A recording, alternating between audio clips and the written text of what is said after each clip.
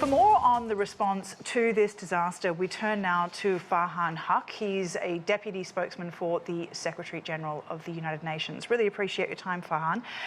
Now, what are the most pressing needs for those who are affected? Well, first, there needs to be an assessment of what is needed on the ground. So we stand ready to assist in whatever way we can once we're requested to do that.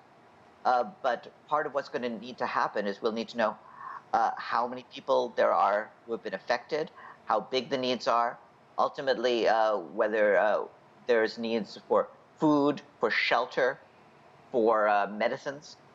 The UN has helped in other earthquake zones in the past by providing exactly those sorts of resources. But first we'll need a request for help, and then we'll need to assess the situation on the ground. So why do you think you haven't received that request yet? I think that will happen fairly shortly, but at this stage you have to remember this is just some hours since the earthquake happened. So we're in touch with the relevant authorities, and we'll see what needs are there. But we certainly stand ready. We've expressed our solidarity with the people and the government of Morocco at this time. So in your experience, or in the experience of the UN when they respond to disaster zones like this, what do you know about the infrastructure of Morocco and, you know, the way in which it's suffered under the stress of an earthquake? Reporters have described that the death toll is directly linked to the infrastructure issues. Is it because Morocco isn't traditionally in an earthquake-prone area, even though it's experienced earthquakes before?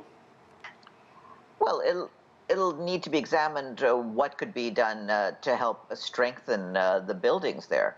At this stage, we'll need to see whether there is a greater need for reconstruction, including in the historic district. As you know, there's a heritage site in Marrakesh, and we'll have to see whether that needs to be protected further.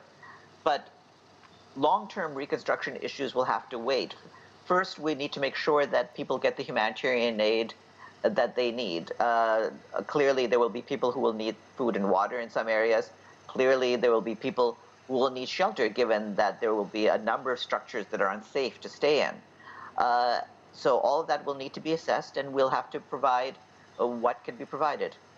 From what we're seeing, what we're hearing, it seems like an incredibly desperate situation. I'm sort of curious to know why a request wouldn't be more immediate after something like this from such a huge organisation like the UN. Can you talk to us a bit about that, explain that, but also about the broader, more international response? Well, that's really a decision that's made by the relevant authorities in Morocco, so I don't speak for them. Obviously, we stand ready. We'll be in touch with the people who are our counterparts in the government of Morocco, but we've already made clear both that we're appalled by the destruction caused by this earthquake and are willing to do whatever is needed to help the people and the government of Morocco recover from this day. Can you speak to the broader international response at all? I believe that Algeria, which broke off ties with Morocco 2 years ago, said it would open its airspace for humanitarian and medical flights to the country. Has external politics hindered how countries support Morocco? No, I think that this is a time when the people of the world as a whole will be in solidarity with the Moroccans. We've seen what they've encountered. It's clear that the death toll is at least in the thousands, and it may be higher depending upon what we find in the days ahead.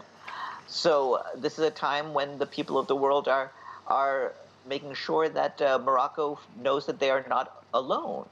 And so we'll do what we can to support them, and it's gratifying to see that the countries in the region are already saying that they'll try to help however is needed. All right, Farhan Huq, really appreciate your time. Spokesperson for the Secretary-General of the United Nations.